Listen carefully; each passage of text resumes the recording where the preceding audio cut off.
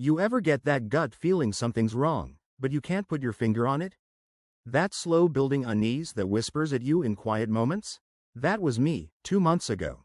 My name's Eric. I'm 41, work in commercial HVAC, and live in northern Indiana. My wife, Marcy, 38, is a nurse. We've been married 11 years. No kids. Not for lack of trying, just bad timing and bad luck. On the surface, things were fine. We didn't fight. We made love. We went on the occasional weekend trip. But lately, things felt off. Nothing dramatic, just small things. She started sleeping in later on her days off, taking longer showers, laughing at her phone like there was an inside joke I wasn't part of. Then came the weirdest thing. I started hearing noises through the air vents. At night, light creaks, breathing. Now, I work with duct systems for a living. I know what old pipes and settling wood sounds like. This was different. I told myself I was imagining it. Maybe the neighbor's TV. Maybe my brain playing tricks on me. Until one night, 2 weeks ago, I swear to God I heard a man whispering in the basement. I froze in bed. Marcy was already asleep, or pretending to be. I didn't say anything. I just listened. The voice stopped. Silence. The next morning, I checked the basement.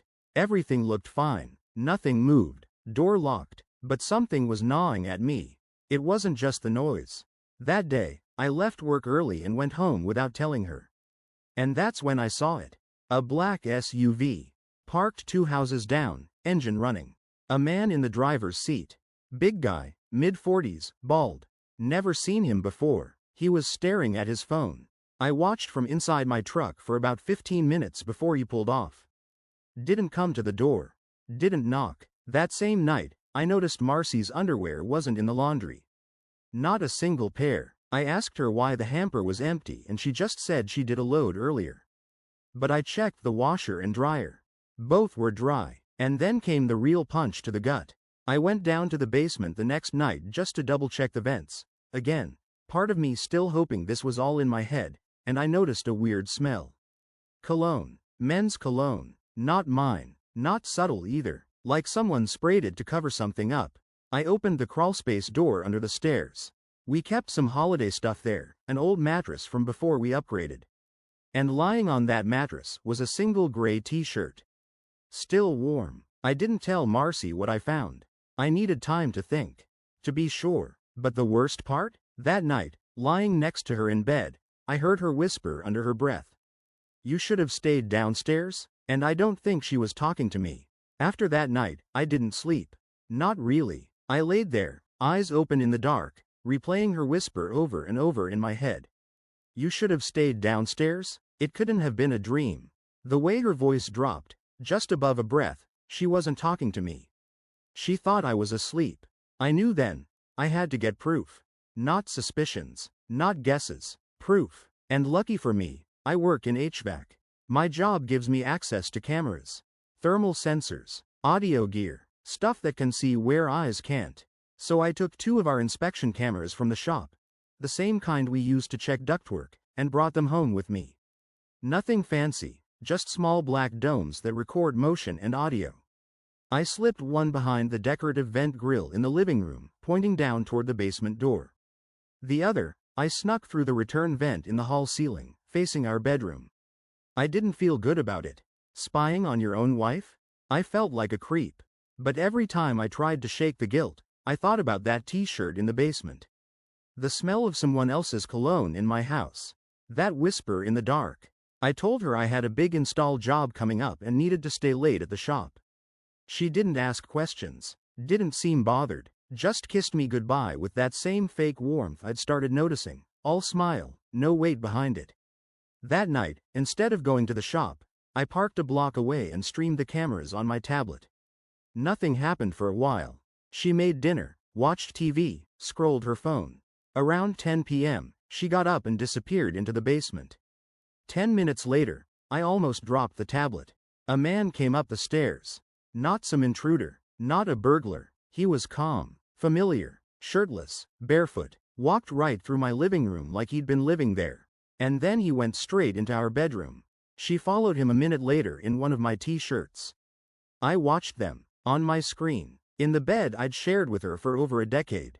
laughing, whispering, his hand on her back. I didn't cry, not then. I just stared. The man in the basement had a name now. His name was Eddie. How'd I know? Because around midnight, she said it out loud, clear as day, right into my camera. Eddie, I don't think Eric suspects anything. I mean, he's smart, but he trusts me. The next morning, I made coffee like nothing happened. She came downstairs like she always did. Hair in a bun, eyes puffy, fake tired from not sleeping well. She kissed me on the cheek. Asked how work was. I nodded, smiled back. Lied. I even packed her lunch. Told her I loved her. But inside, something in me broke. Because now I knew exactly who Eddie was. He used to date Marcy in high school. Back then, he got locked up for a bar fight that nearly killed a guy. I only knew because she'd mentioned it once in passing years ago. Said he was her first heartbreak. The kind of story you laugh about when you're drunk and don't know what's coming. But now he was living in my basement. And the worst part? She let him use my deodorant. I spent the whole next day thinking of one thing. Revenge. Not screaming, not fighting. Something quieter, smarter, something that would stick with her, like a splinter in her conscience she could never dig out. The old me would have confronted her right there. But what's the use in yelling when she's already lied to your face? I wanted her to choose her lie. To feel safe in it. Because that's when people get sloppy.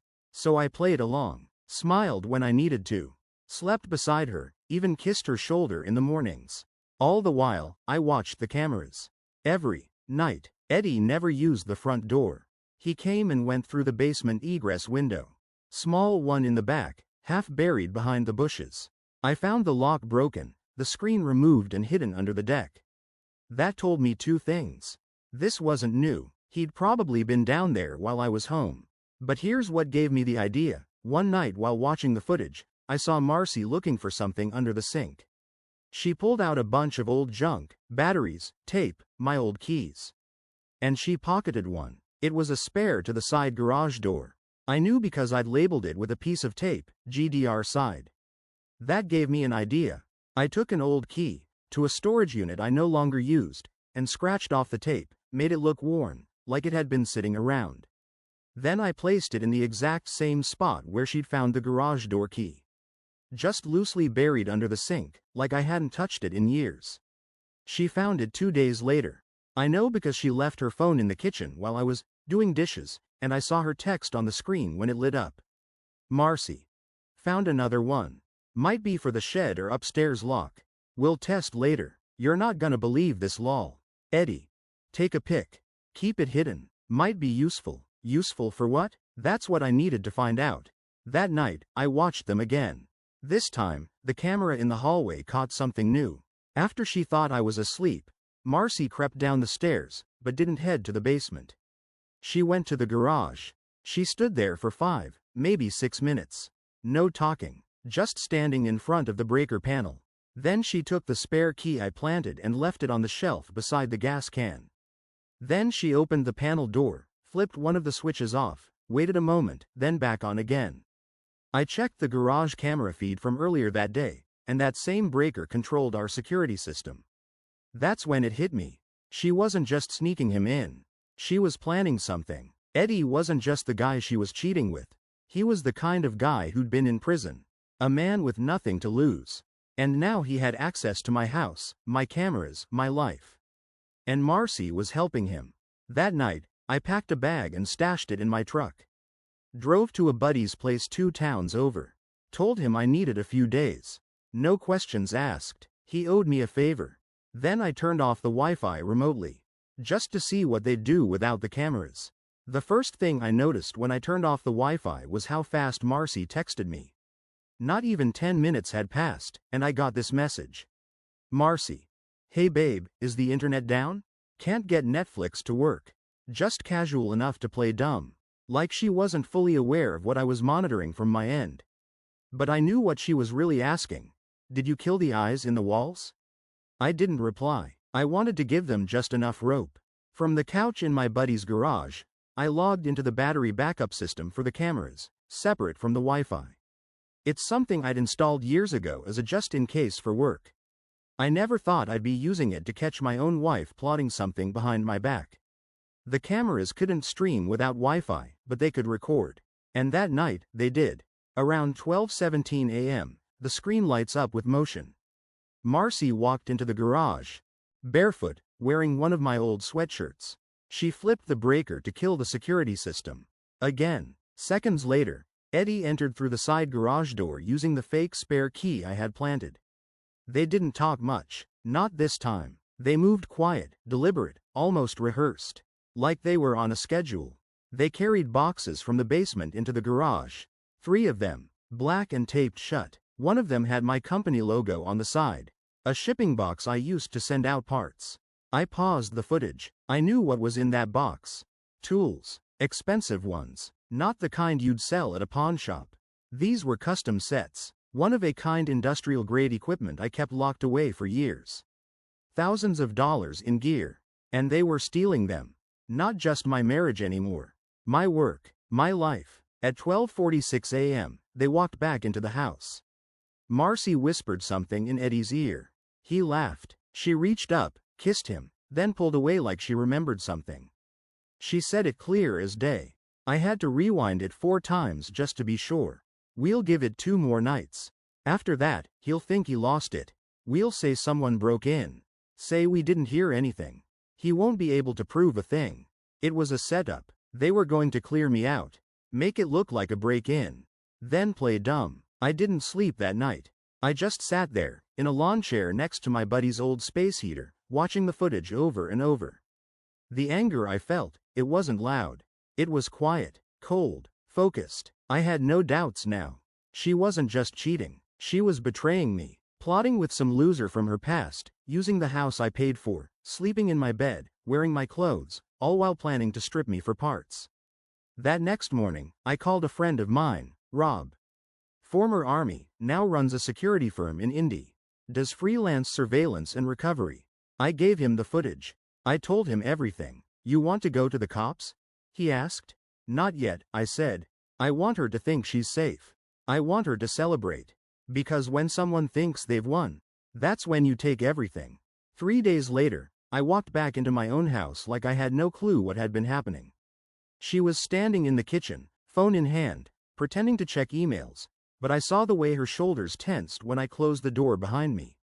Like she didn't expect me to come home early.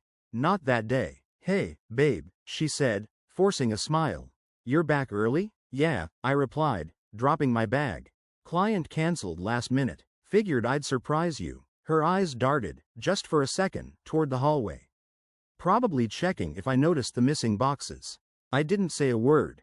Just gave her a kiss on the cheek and acted like nothing was wrong. I even cooked dinner that night. Steak, her favorite. We watched a show together like old times. I wanted her to feel safe. Settled. Because the next morning, I was gone before sunrise, and I took everything. While she was still asleep, Rob and I showed up with a moving crew. All hired under the table. No company logos. No questions asked. We cleaned out my workshop, the rest of my tools, the firearms I legally owned, even my dad's old record collection in the attic. I took my name off the joint bank account the night before. I canceled the credit cards and froze the savings. Changed my payroll direct deposit. Moved it to a private account under just my name. Legal. Clean. By 10 a.m., it was like I had never lived there. She called me at 10:17 a.m., right as I was pulling into my temporary apartment across town. Marcy. Eric, where the hell is all your stuff? I let the silence sit for a beat. Then said, calmly, I took what was mine. You can keep Eddie. She started screaming, demanding explanations, threatening to call the police. I hung up. 15 minutes later, 2 squad cars pulled up to the apartment. Now here's the thing. I'm not stupid. I had already spoken to a lawyer the week before. I had footage, receipts, witness statements from Rob and 2 others who helped me move. I had the paper trail of my accounts being legally separated. And most importantly, I owned that house. Title was in my name before we got married. She signed the prenuptial agreement 11 years ago. The house? Legally mine. The cops asked questions. I answered, calm, cool, with everything in writing. They looked annoyed, like they knew they were wasting their time. Your wife said you ransacked the house, stole her stuff. I took my belongings. I have documentation for every item. If she has proof something was stolen, she's welcome to file a civil claim. They left within 20 minutes. But that wasn't even the real punch. That came the next morning, when she woke up to find Eddie's face posted on 3 local Facebook community pages. A friend of mine in real estate helped me spread it. Warning. This man has been entering homes illegally and is involved in ongoing investigations. If you see him, do not let him onto your property. I didn't name Marcy. I didn't have to. Small town. People talk. And word got out fast. By that weekend, the whispers had started. Her job at the hospital? Suspended pending review. Eddie? Gone. Vanished like smoke. Probably realized he was in deeper than he thought. She tried calling me again. Voicemail. Then she emailed, begging to talk. That same night, I received a message from a number I didn't recognize. You think you're smart? You're not the only one who knows how to play dirty. Watch your back. Guess who?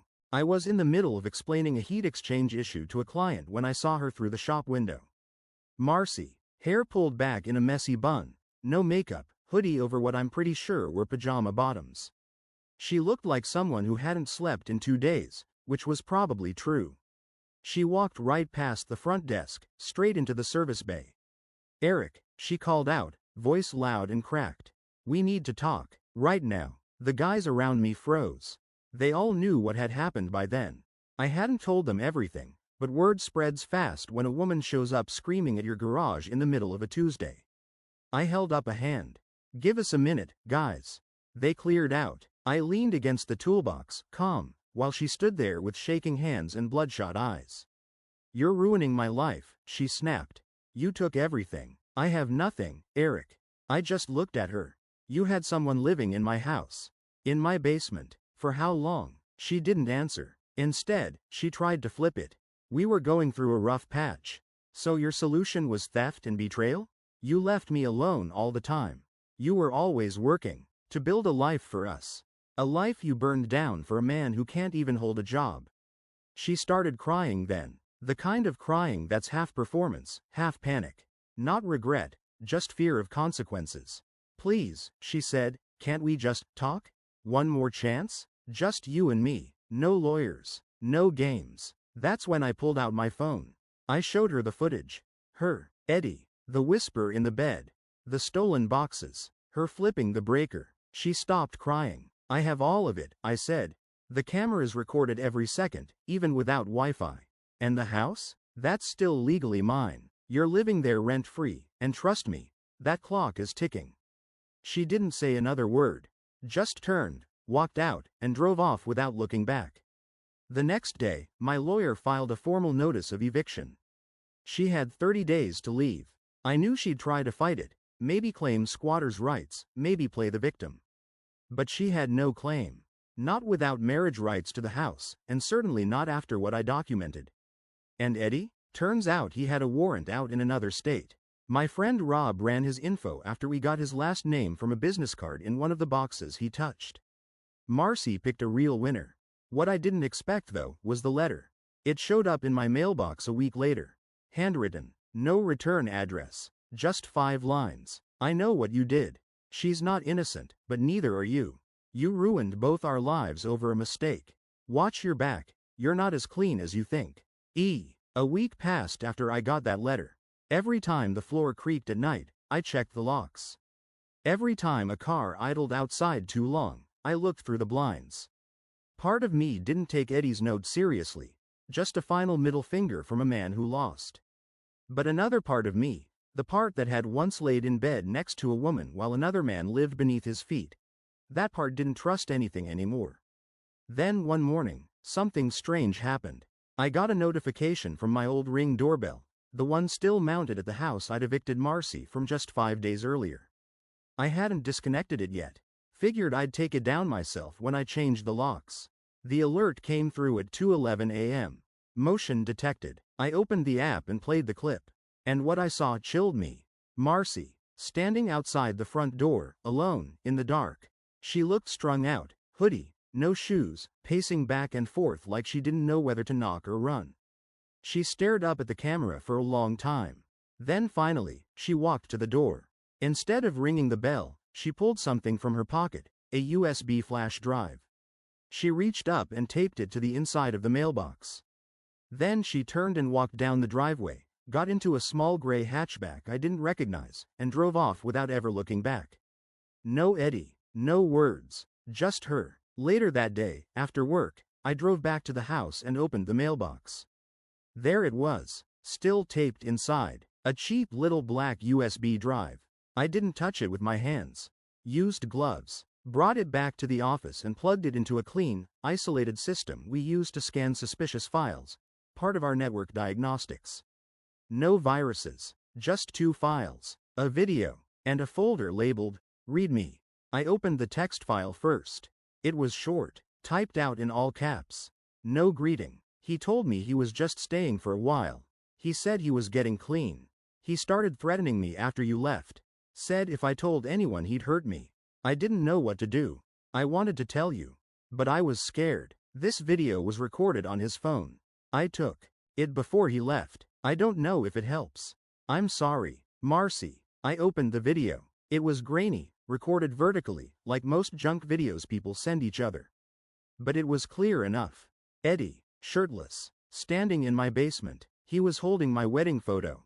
Talking to someone behind the camera, probably Marcy. He's not gonna do anything, Eddie said, smirking. He doesn't have the balls. He's a builder, not a fighter. He stared at the photo, then tossed it across the room like it was garbage. Then he said it. Once we're done here, he won't even know what hit him. You play the sad wife, I disappear. He'll be too busy cleaning up the mess to chase us. The video ended, and all I could think was, she taped this to protect herself. From him, maybe from me, maybe both. I didn't respond, didn't try to call her. What could I even say? I gave the footage to my lawyer and Rob, just in case. But I made no threats. Took no action. She'd made her choices, and I'd made mine. Weeks later, the locks were changed. The house was mine again. I started fixing the place up. Stripped the basement clean, sanitized it like I was chasing ghosts. Every time I opened a drawer or closet, I half expected something to jump out. But it didn't. Eddie never came back, not officially. He's still out there, last I heard, 2 states away, dodging some other charge. Marcy? She moved out of town. Took a job in a clinic 3 hours south. I didn't block her number. But she never called again. And me? I sleep with my phone off now. Keep my tools locked away. I moved my workshop to a rental unit with cameras and steel doors. I see a therapist. I take my time. But I don't date. Not yet. Because the truth is, when your wife cheats, it's not just the sex. It's not even the lies. It's that someone you loved looked you in the eye, every day, and slowly handed pieces of your life to someone else. And you didn't notice. You trusted them. And now you don't trust anything.